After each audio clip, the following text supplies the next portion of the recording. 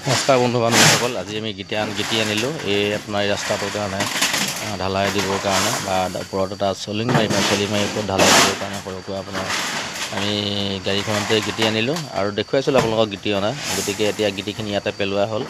এতিয়া ইয়াতে পেলালে মানে আমাৰ সহজ হ'ব। ইয়াৰ পৰা আনি পেলাই এই বৰ্ডখনলৈ নি পেলাই ধুনীয়াকৈ মালটো বনাই বা ইয়াতে বনাই আমাৰ ঢালাইটো দিবলৈ ভাল হ'ব আৰু ওচৰতে কৰা হ'ব। এইখিনিতে আমি সেইটোৱে চিন্তা কৰিছোঁ, মানে সহজ হয়, এতিয়া কামটো মানে পটককৈ সোনকালে হয়। তাৰ কাৰণে আমি ওচৰতে কৰি আছোঁ আৰু বনাই থকা হৈছে। আজি মানে আপোনাৰ আমাৰ ইটাখিনিহে দিয়া হ'ল, এইখিনিলৈকে এইটো মানে এইটো কিবা এটা কৰা হ'ব বাৰু। এইটো ৰাস্তাটো মানে অকণ প্ৰায় আমাৰ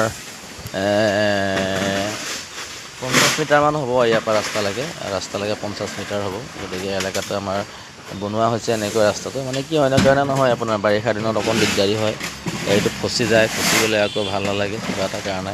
সেইটো কাৰণে ফচাৰ কাৰণে আজি অলপ পইচা খৰচ কৰি পেলাই আমি এইটো বনাই আছোঁ। গতিকে ঘৰটো আপোনাৰ দেখিছে ধুনীয়া হৈ গ'ল। এতিয়া আগৰ ঘৰটো এতিয়া নাই, এই পুৰণা চাপৰৰ ঘৰটো নাই। এতিয়া টিঙো বেলেগ হ'ল, ধুনীয়া হ'ল আৰু লাহে লাহে যেতিয়া আপোনাৰ আমি বনাই আছোঁ, গাড়ী ঘৰ বনালোঁ। এতিয়া দেখুৱাবলৈ অসমৰ্থ লাইট নাই বাৰু, আৰু ফুলপুলি ধুনীয়া হৈছে আৰু ঘৰটো লাহেকৈ। গতিকে এইখিনিয়ে আমি ৰাস্তাটো মানে ভাল কৰা হৈছে আৰু।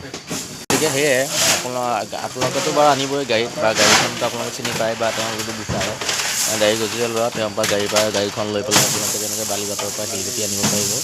গতিকে খুবেই ভাল লগা এটা ভাল লাগিছে মোৰ মনটো যে গিটি অলপ বহু দিনৰ আগতে আনিছিলোঁ, আনি পেলাই আপোনাৰ যিখিনি লাগে আমাক সেইখিনি আমি কি কৰিলোঁ,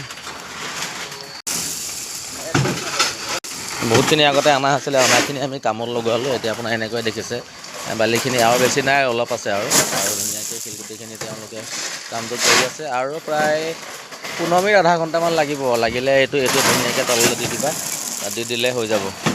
গতিকে সৰু ল'ৰাকেইটাই ধুনীয়াকৈ কষ্ট কৰি আছে, সৰু আৰু ডাঙৰ মানুহটোৱে মিলি।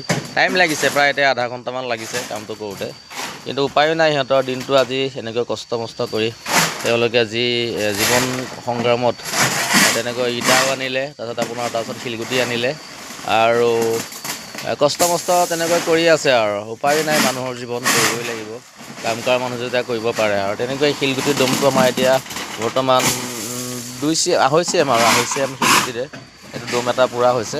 আৰু সেইখিনি গোটেইখিনি আমাৰ এই চোতালখনতে লাগিব, বা আপোনাৰ যিখন কাম পিছফালে অকণমান আছে, পিছফালে অকণমান মানে ঢলাই দিবলৈ বাকী আছে বা চলিং মাৰিবলৈ বাকী আছে, তাতো আমাৰ প্ৰয়োজন হ'ব। এইখিনিয়ে আৰু শিলগুটিখিনি খুবেই ধুনীয়া, বেয়া নহয়। আপোনাৰ ক'লা বগা মিক্স আছে যদিও চলিব মানে। গতিকে শিলগুটিটো বেয়া নহয় বাৰু। আৰু গতিকে এইখিনিয়ে বাৰু, দিয়ক।